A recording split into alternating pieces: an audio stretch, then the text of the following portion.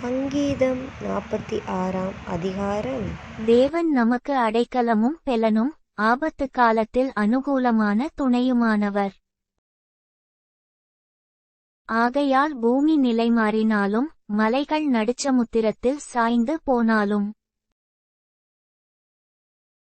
அதின் ஜலங்கள் கொந்தளித்து பொங்கி, அதின் பெருக்கினால் பர்வதங்கள் அதிர்ந்தாலும், நாம் பயப்படோம். சேலா.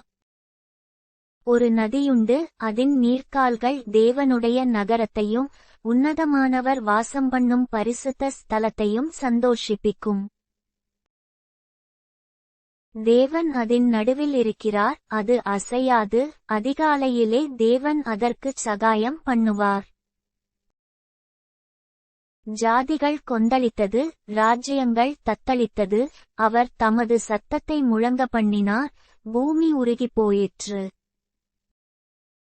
சேனைகளின் கர்த்தர் நம்மோடிருக்கிறார், யாக்கோபின் தேவன் நமக்கு உயர்ந்த அடைக்கலமானவர். சேலா. பூமியிலே பாழ்கடிப்புகளை நடப்பிக்கிற கர்த்தருடைய செய்கைகளை வந்து பாருங்கள். அவர் பூமியின் கடைமுனை மட்டும் யுத்தங்களை ஓயப்பண்ணுகிறார், வில்லை ஒடித்து, ஈட்டியை முறிக்கிறார், இரதங்களை நெருப்பினால் சுட்டெரிக்கிறார்.